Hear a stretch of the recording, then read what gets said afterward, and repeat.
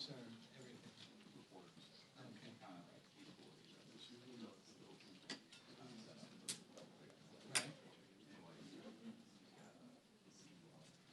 You got what?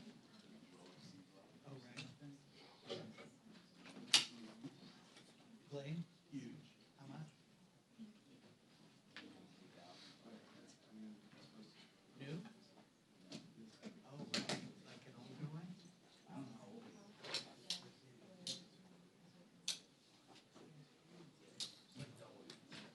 Nah, that's too much. That's, cause I don't wanna get shot at a watch, Right. right? He was sitting there with the Secret Service guy, and they did that.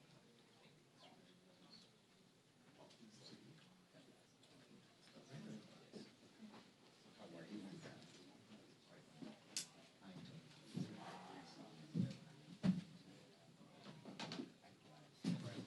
Those are worth it.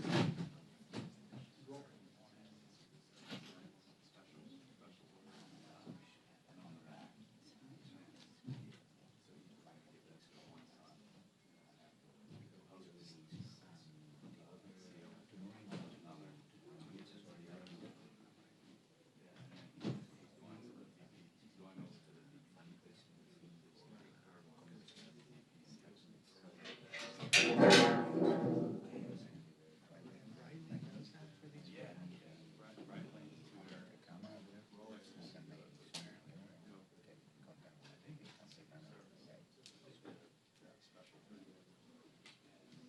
Yeah, it does. Somebody sold theirs.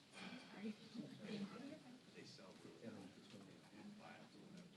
and then you can sell for 15, especially if it's so ended the program globally. Hey.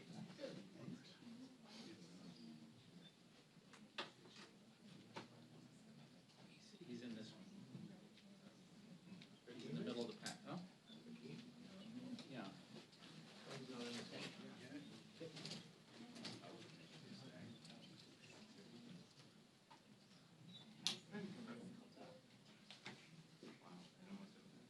Huh? I really will, but actually I won't. Because normally I don't like to sit here because it's right under the bed. Oh, yeah, Jeffries. No, it's just good. This is the seat I want. Yeah, Jeffries. That's weird they don't put him in the front. Yeah, third.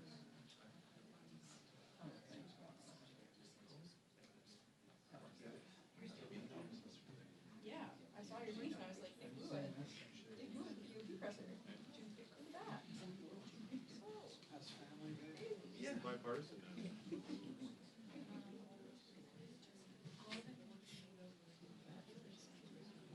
Did you say caramel swirl cost you $4? Not enough people like you. I thought it was fine. It was caramel and close to me. That's electric. Anyways, caramel swirl at a 60-degree every day in Boston has healing properties. Yeah, exactly. But it actually lasts for a long It's time. true. I've seen his advertising. Yeah, It's it's true. great. Thank you, Nick, for your life. What's in caramel swirl? It's just pure joy. Truly. Single serving, no, expensive. How expensive? That's not terrible. Because I mean, probably But how pays for much itself is it? after a couple bucks. Oh, really? Yeah. Okay, so like. Are you like a 5-pound person? No, I just do what the classic medium is, which I think a medium is like 6 years old.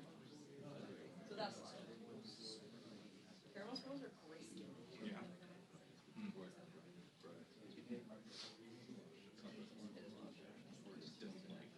I've actually been on a kick right now. Wow, that's sugar cookie. No, I'm sweet coffee. I've done sweet coffee. Yeah. Of course you don't, because you're Nick. I do have milk. Curious. Oh my gosh, you're such a like dad. I just came up. I have a dad, she was always complaining.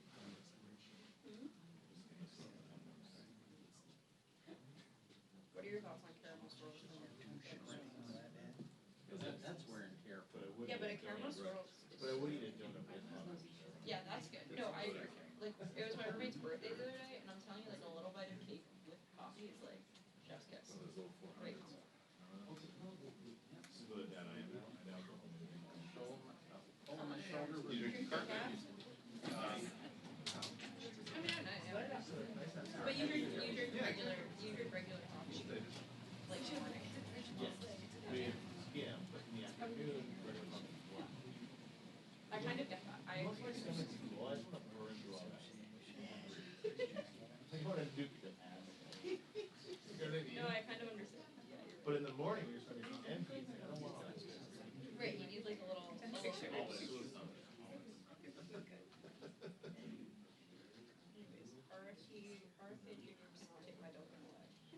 is where I draw the line. Oh, he's taking our dog. Don't tread on me. They already took it away from Longwood, they can't take it away from my heart. It's not good. No one from Boston is actually claiming it's good. This is what people forget. It is just dumb. It's good for the soul.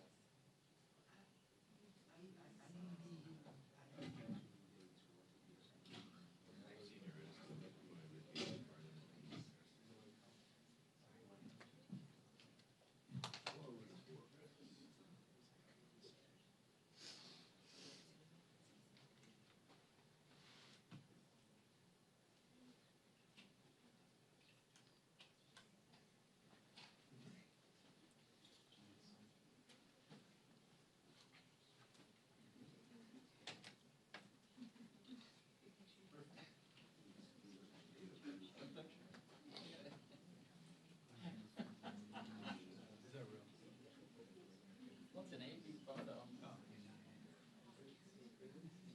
It's like when Superman came in.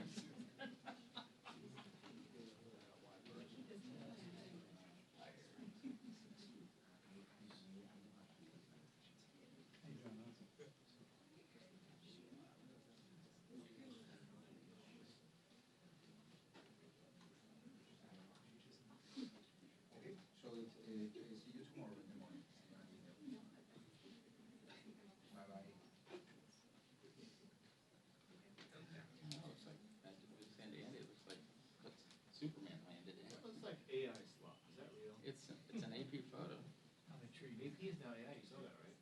Yeah. They said they're I'm not gonna- even here right now. They said they're gonna have their I saw reporters that. just submit to AI. Yeah. And resistance is futile. I was like, So this must be a cakewalk. As far as, that's what someone said I'm sure earlier. you got it. yeah, It's futile. Not good. apparently It's like literally parroting like some invasion of the body snatchers. Yeah. Right. apparently they must be using it to replace writers and writers. No, but I'm just as far as how tight a ship they're on. You'll just get you'll just be chipped.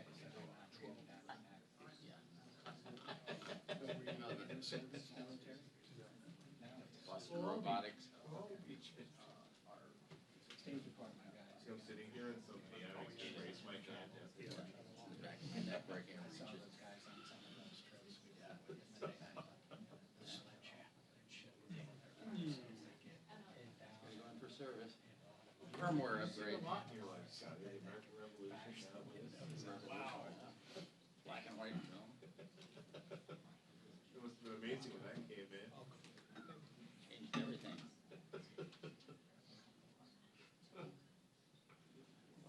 Live long enough to see us all replaced by Heads up. Heads up.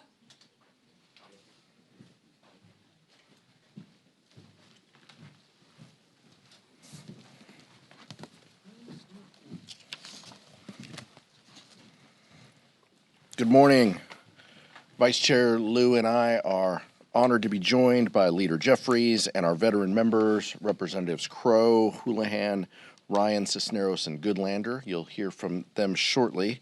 We're here today because Donald Trump broke yet another promise to the American people. For more than a decade, this president has been railing against forever wars in the Middle East, and throughout his 2024 campaign, he insisted that he was the pro-peace president. On election night, he even declared, "I'm not going to start a war, I'm going to stop wars." Now, in 2026, we've seen Trump go back on his word.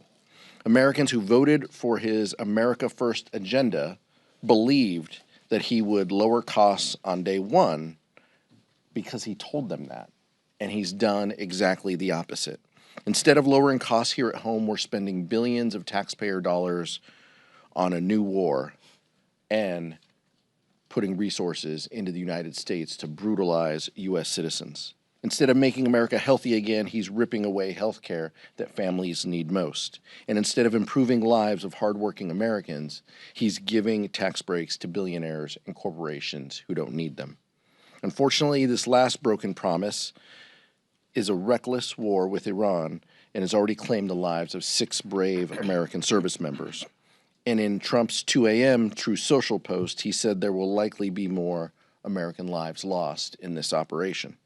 Yet he still won't explain to the American people why he started this war.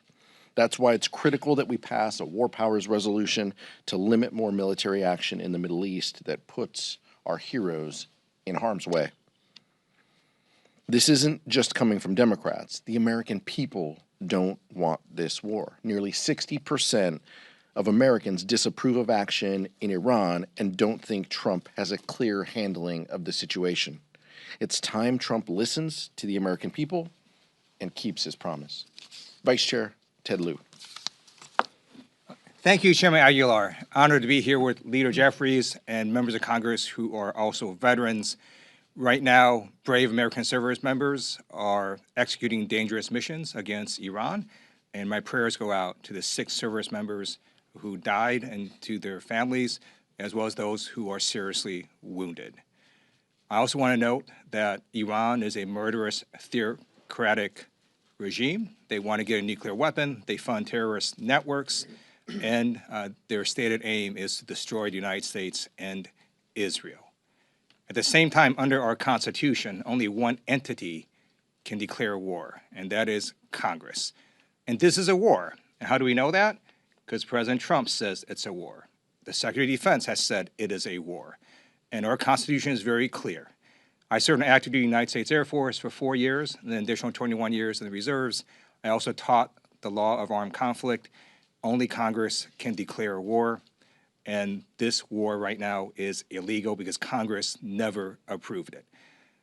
But it's not just a constitutional requirement. You might ask, well, why did the framers put it in there? Because it helps protect America and save American lives if the president has to make the case for war before doing so. Because had he done that, we might just have asked, hey, how do you protect all those Americans stranded in the Middle East? How are you going to evacuate them? What's your plan for protecting soft targets like the multiple embassy compounds that have been hit by Iran? How are you going to protect our bases? 11 U.S. bases have now been hit by Iran. How are you going to make sure we have enough munitions to finish this war, instead of calling in defense contractors at last minute, pleading with them to magically come up with more munitions? Had the president made the case before Congress, we could have asked those questions. But he disrespected the American people and disrespected Congress by not even trying to make the case for the war with Iran. And that is why I'm going to be voting yes on this war powers resolution to terminate the war with Iran. And then what needs to happen is the administration has to make the case for war, bring back an authorization for the use of military force, and have Congress vote on it. It is now my great honor to introduce the phenomenal leader of the Democratic Caucus and the man who will be Speaker of the House next year, Hakeem Jeffries. Good morning, everyone. Let me thank Chairman Aguilar and Vice Chair Lieu for their incredible leadership of the House Democratic Caucus, the districts that they represent, and of course the nation, and for convening us here today. I'm particularly thankful to be joined, of course, by those who have served our country in uniform, as Ted has done. Of course, Jason and Chrissy and Gil and Pat and Maggie, who were patriots serving this country in different ways, in the military, in the national security space, and are now patriotically standing up for the American people, for our men and women in uniform, and for the Constitution. That's our commitment as House Democrats.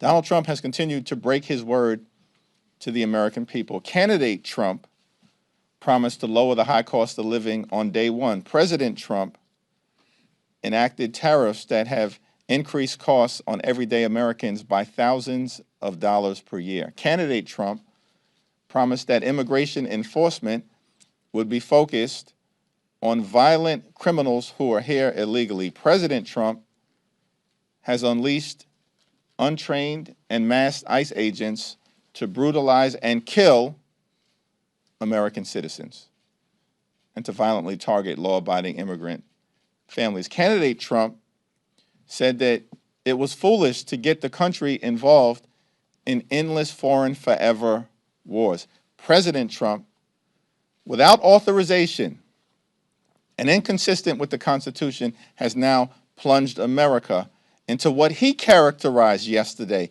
could be an endless war that has already tragically cost the lives of 6 patriotic service members.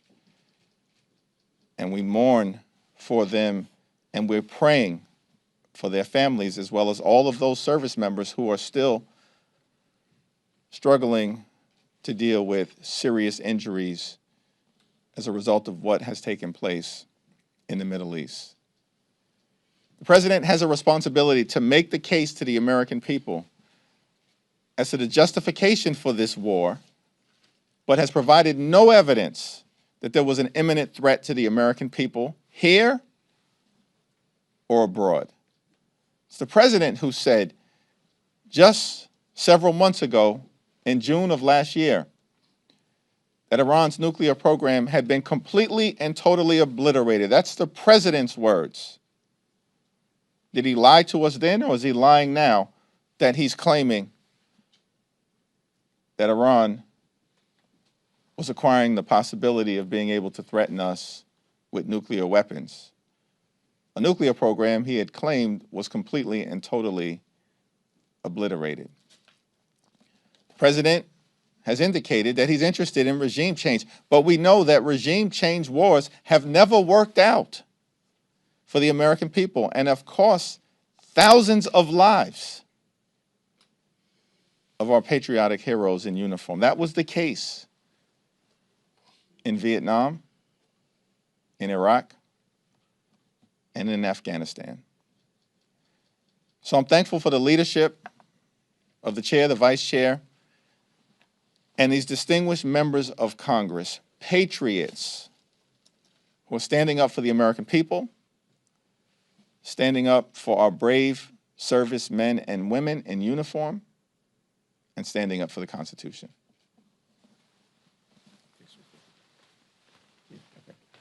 It's now my honor to yield to one of those patriots who has served the country admirably, heroically, and bravely in multiple theaters of war, and is now doing so, serving this country as a distinguished member of Congress representing the great state of Colorado, the Honorable Jason Crow.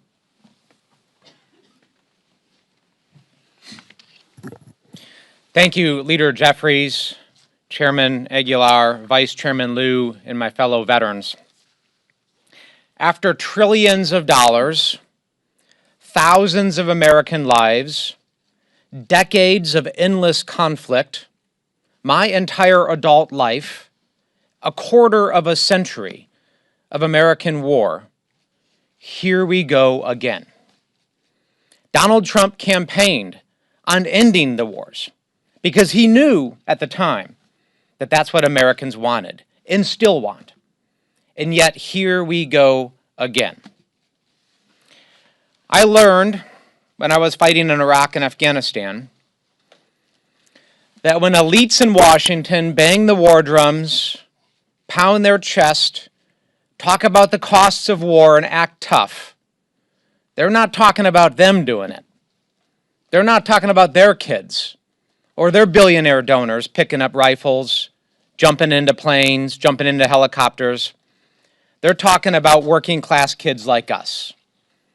They're talking about those in small towns, in farms, in ranches across the country that have to actually do the work, that have to fight and die, and the American people that have to pay for all of it. Americans have had enough. Now, don't get us wrong.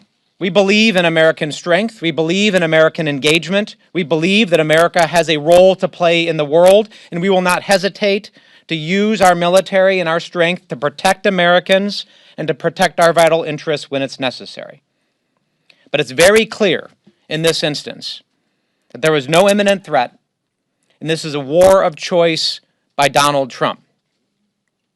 There's a lot of talk and discussion in D.C. sometimes about notification requirements and process and procedure and what the Constitution requires. And I understand that a lot of Americans who are just trying to raise families, build businesses, don't immerse themselves in these debates. But I'll tell you why that is important. Why what we're talking about, resuming our control, is important.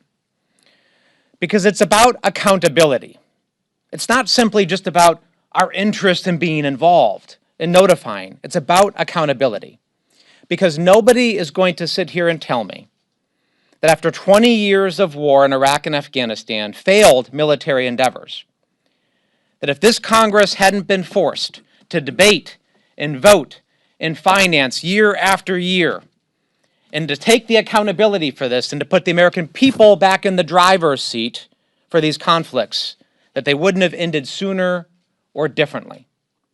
That's what this is about. Putting the American people back in the driver's seat to decide when they want to finance these wars, when they are willing to send their sons and daughters to fight and die for our interests. We will be relentless in pursuing that accountability and that transparency and putting the American people back in the driver's seat for the most important decision that their government can make. And with that, I'm honored to introduce a dear friend of mine, a fellow veteran from the great state of Pennsylvania, Chrissy Houlihan. Thank you.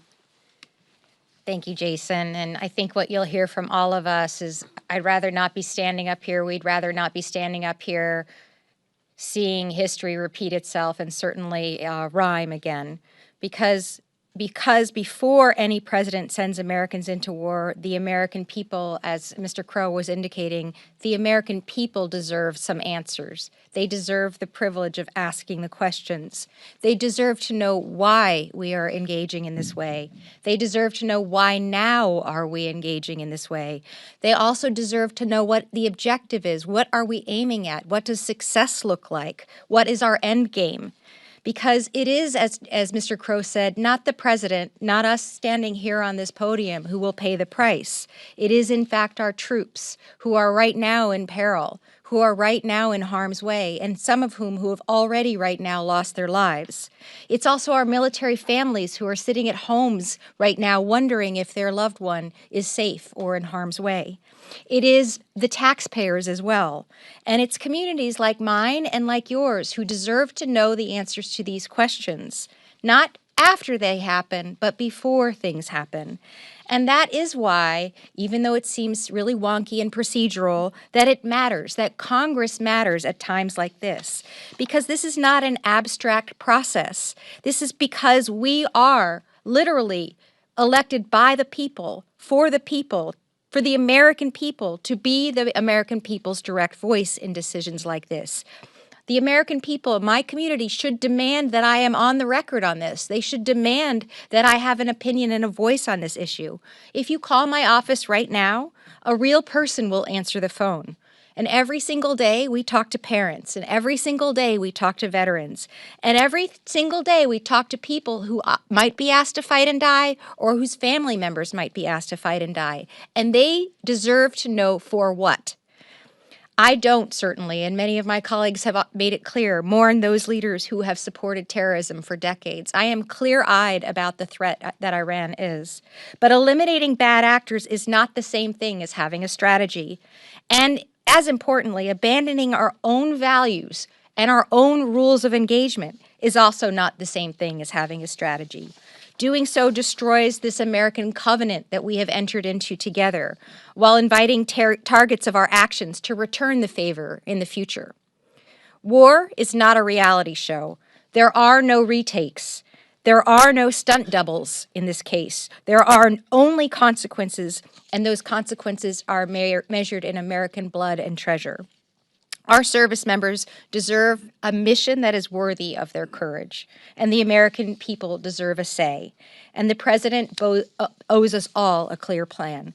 Thank you for the opportunity to speak with these amazing colleagues of mine. It's my privilege to yield to another amazing colleague of ours, Representative Pat Ryan from New York.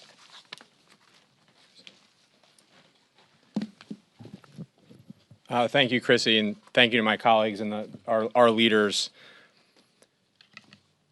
I think for all of us, this is certainly personal.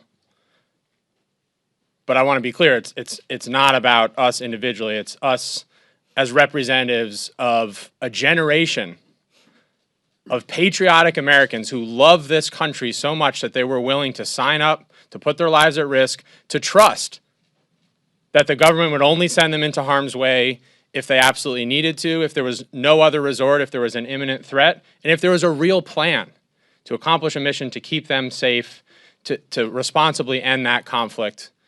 And that trust has been shattered over and over this year, starting a few days into this year in Venezuela, and now adding insult to injury, starting what is clearly a war, despite all the lies and mistruths from the administration.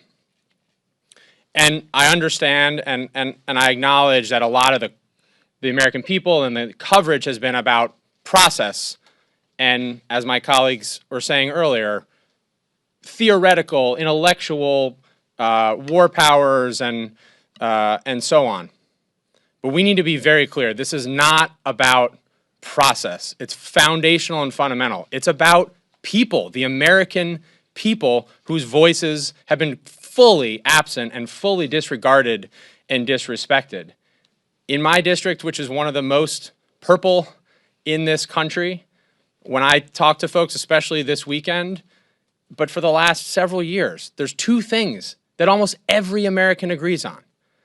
We need our government to lower our costs, and we need our government to stop getting us into open-ended regime change wars, especially in the Middle East. Both of those, obviously, promises that the president explicitly ran on have been broken, and is a straight-up betrayal of the people, with no accountability so far.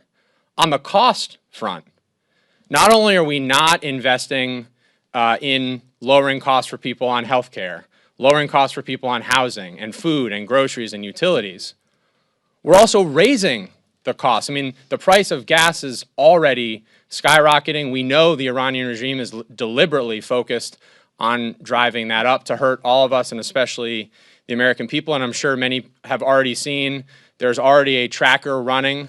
And if you haven't, I would point you to it, tallying minute by minute the multi-billion-dollar cost already to this illegal war and operation. So rather than lowering costs, costs are up, and they're going to only go up. And again, rather than ending wars, the president has started two this year. And just very briefly, we're not even talking about Venezuela anymore, because I know we've been overcome by all the chaos in abject failure. I mean, they replaced one dictator with another, and now Trump's talking about potentially doing the same to the degree he has any coherent plan in Iran. So we as Democrats, as patriots, are focused on lowering costs, stopping wars. That's what this vote is about tomorrow, and that should not be a partisan issue. And just the last thing on a personal note, if I hear one more chicken hawk who's never served a single day in uniform sitting in a gold-plated office in D.C. or in Mar-a-Lago or anywhere else try to talk tough, having never seen what war is about, I'm going to lose my mind. And we're going to hold them accountable. We're going to call out their BS every single time. And when we do that, the American people will certainly be with us, because that's where they wisely remain. And again, thank you for the opportunity, and thank you to my colleagues. It's now my honor to represent my Navy brother from California, Gil Cisneros. Thank you very much. Good morning, everybody. I'm Congressman Gil Cisneros, representing California's 31st District, and I'm glad to be here with my colleagues. I'm a Navy veteran, member of the House Armed Services Committee, former Undersecretary of Defense at the Pentagon, and I stand here today to condemn this Trump administration's reckless and unconstitutional military action in Iran. Saturday, our country woke up to the news that we are at war with Iran. The news came from the same president who campaigned on no more wars, and the same one who bombed Venezuela just 2 months ago, and just yesterday authorized action in Ecuador. Now, who knows what other country will be next? But despite what you may think, Donald Trump does not have the ability to declare war. Our military is not Trump's private army. Our national security and the safety of our service members overseas are not the president's to play with when he's in the mood for a conflict. These are real lives on the line. We have already lost 6 courageous service members in this unauthorized war, 6 families whose lives will be changed forever. My thoughts go out to those families and loved ones and the service members that we have lost. I've heard nothing from this administration that justifies engaging in conflict in the Middle East. Donald Trump doesn't care. He spoke for 5 minutes at a White House ceremony about the war before he started talking about the drapes he picked out. He continues to prove time and time again that he doesn't care about the safety of our families, of our citizens, our troops abroad, or anybody. America cannot afford another aimless and endless war because of the ego of one man. We must pass the bipartisan War Powers Resolution now to rein in Trump's deadly overreach for the safety and security of every American. Thank you. I now recognize my fellow Navy vet, Maggie Goodlander from New Hampshire. Well, I want to thank our caucus leadership and my colleagues for being here today.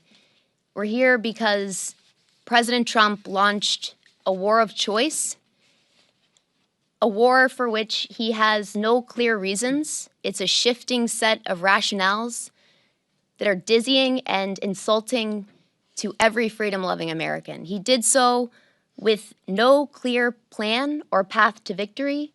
He did so with no end game. He cannot, has not, I hope he will, but he simply has not answered the most fundamental question of how does this end?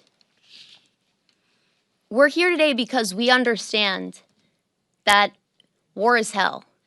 And we understand, as one of my heroes, John McCain, used to say, that only a fool or a fraud could sentimentalize the cruel realities of war. Well, only a fool or a fraud could forget who pays the price, who bears the costs of war.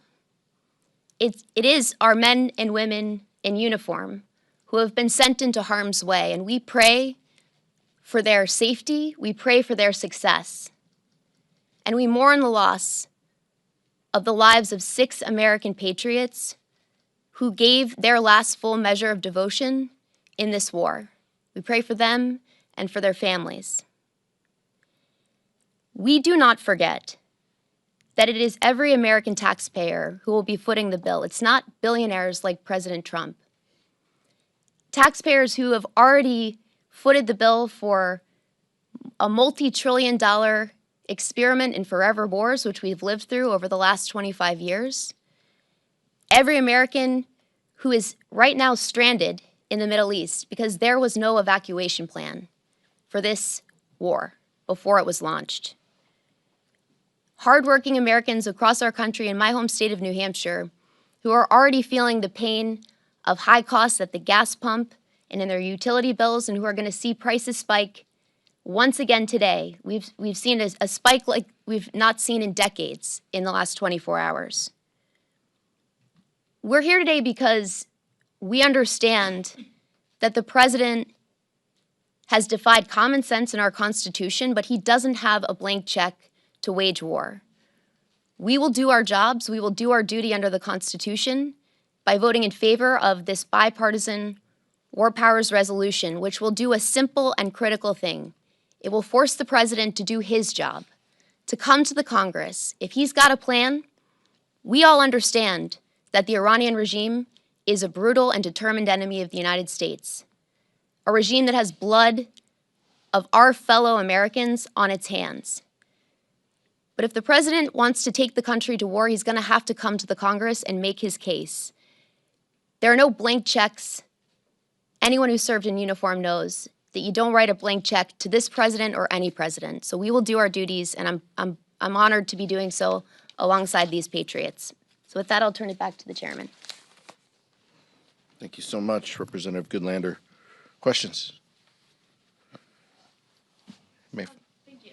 I know we've talked about attendance a little bit throughout the year. I was just curious, with this vote coming a priority for you guys tomorrow, and some of your members being in, election season. How are you communicating to your members that it's important to get here, and are you expecting to have full attendance tomorrow?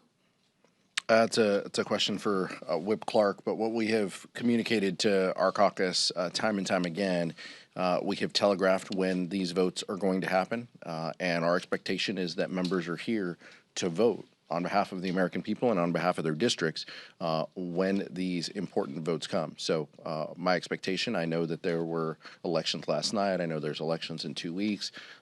Members need to be here to vote. This is a consequential and important vote, as these patriots behind me have indicated. It's too important not to be here. So my expectation and hope and belief is that members will be here. Michael. Thank you all for doing this.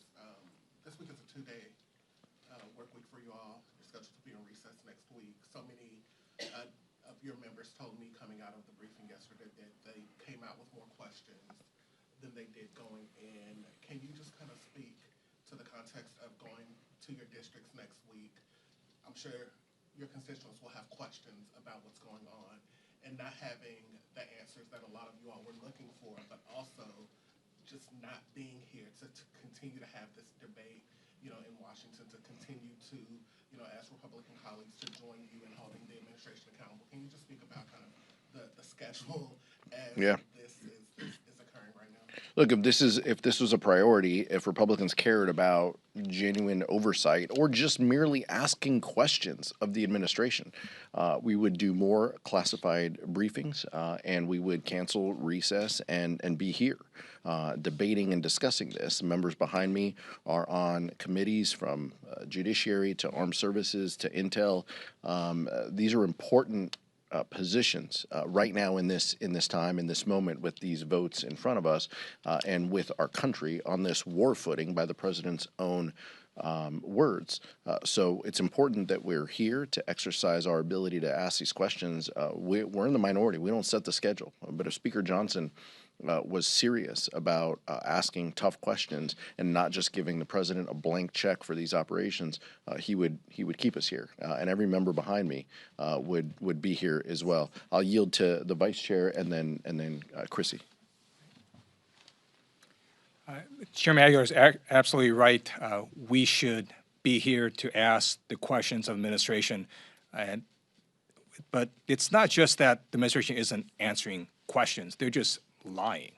So we know that the rationales for why they entered this war keep shifting. It was about nuclear weapons, then it was about regime change, then it was about threat reduction, then it was about preventing a preemptive attack, then it was back to regime change, and that was all on a Sunday. And then the next day, on Monday, Secretary of Defense says, no, this is not about regime change. And so we don't really know why we're at war with Iran, and the administration needs to make their firmer case for war, put an authorization for use of military force for Congress to vote on, but they can't just launch us into a war without any rationale. And again, that's why we're standing here saying we're going to vote yes on this war powers resolution to terminate hostilities with Iran until the administration makes their case. I want to add to that because you probably recall that I have had my fair share of words with our Speaker, the Speaker of the House, who is the Speaker for the entire House. And I have a certain amount, not even a certain amount, an enormous amount of disdain for him at this point in time, because it's his responsibility to bring us into Congress, to make us be able to be here, to be able to have votes, to be able to have conversations. And he has abdicated that responsibility, unfortunately, on behalf of all of us. And that also trickles down, evidently, to the chairman of different committees that you mentioned. Intelligence has been completely MIA. Chairman Crawford has declined and denied and canceled meeting after meeting after meeting in the Intelligence Committee and hasn't asked for the information that must be available, or at least should be available to Intelligence Committee members. Similarly, with the Foreign Affairs Committee, Chairman Mast is an embarrassment, I have to be honest. The fact that he has canceled Foreign Affairs Committee hearing meetings as well is another indication that they are completely abdicating their responsibility, the constitutional obligation of the Congress, and as a result are anointing or appointing President Trump as a king. Nick. I want to ask about DHS funding. Republican leaders were up here a second ago talking about the risks that the DHS shutdown poses the longer this war goes on? Are Democrats going to oppose DHS funding as this conflict continues? Yeah, we'll continue to oppose this terrible homeland bill because they're trying to use ICE and CBP money against U.S. citizens. They've already killed 2. Their policies are the problem.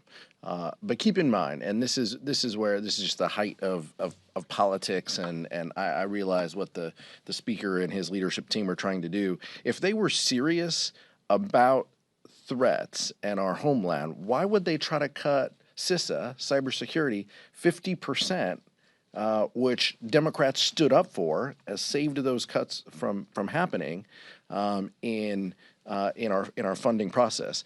So these are folks who are not serious, but these agencies still have the resources to exist. They made sure of that with H.R. 1, including $75 billion additionally for ICE. They can live off of that. But I personally am a supporter of Rosa DeLauro's bill and plan that would, create kind of a check on DHS, slide off ICE and CBP. Let us continue to discuss, debate, and even argue about those while greenlighting funding for FEMA, TSA, CISA, Secret Service, and other agencies that are affected within DHS. The Speaker controls the ability. He can put that bill up now, and I would all but guarantee that bill would pass. He's choosing not to do that. He is choosing to engage in this fake fight to try to make a point, and using war as a reason to try to score political points because they know the American people are not with them on DHS funding, not with them on weaponizing ICE, and not with them on this war that the president has led us to. Representative Crow. I want to underscore the tremendous risk that this administration and congressional Republicans have put the American people in right now. At a time where the terrorist risk against the United States and against Americans, both at home and abroad, has just shot through the roof. Unbelievable levels of risk against Americans now as a result of terrorism and cyber risks. At the same time that has happened, they have taken vast quantities of our FBI agents, of our Homeland Security investigation agents, and others with the expertise and the mandate to conduct counterterrorism investigations and operations and cyber operations, and they have shifted those folks to their ill-conceived immigration policies. So we are calling on them immediately to pull those personnel off of their ill-conceived immigration policies that are brutalizing and terrorizing the American people and put them back on counterterrorism and cyber operations. Right? They put a recent college graduate with 0 experience in cyber operations in charge of one of our nation's most important cyber entities. It's madness, and it's putting the American people at great risk. We call on them now to fix it and to do what's necessary to protect the American people. Thank you.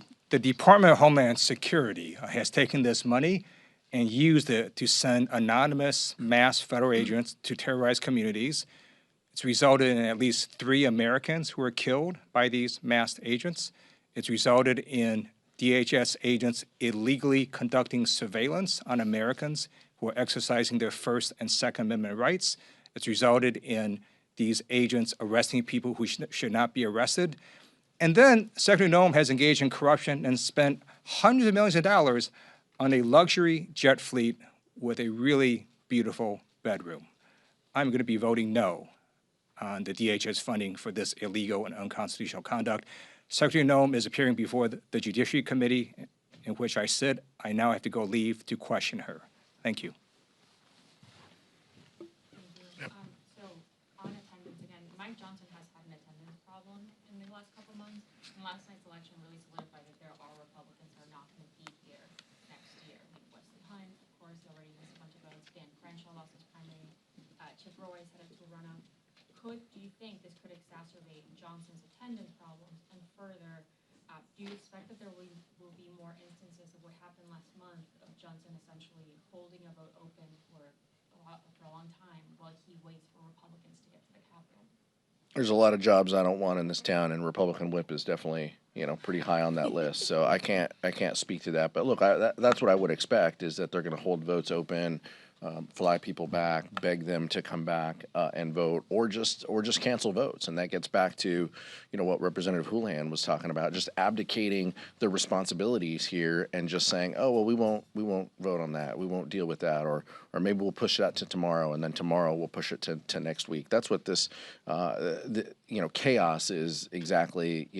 The card that Mike Johnson plays time and time again, and it's because his folks don't care about governing. I have two questions. Spain has just banned the United States from using military bases against Iran. President Trump said he will cut off trade with Spain. What do you think about that? And the other question is, the President Obama bombed more countries than President Trump. Did you protest for these wars? Nearly 2,000 US military were killed in the Libya war. For example, Obama didn't ask Congress for authorization. What do you think about that? Yeah, I think these are different. I think these are different conflicts than. But look, what I would remind you is, we were briefed yesterday by Marco Rubio, who screamed to the top of his lungs when he was senator about, the importance of Congress playing a role in these authorizations. It's interesting that his tune changes with respect to Spain. Look, we'll continue to get briefings. These members behind me get military briefings. As a defense appropriator, I'll continue to get briefings. We're concerned about how our allies are responding, and we're keeping in touch, and we're being very mindful of what the future holds with respect to our allies. Any last question? Yep, some Democrats are sponsoring an alternate war powers resolution. Are you concerned at all that will siphon votes away from the resolution?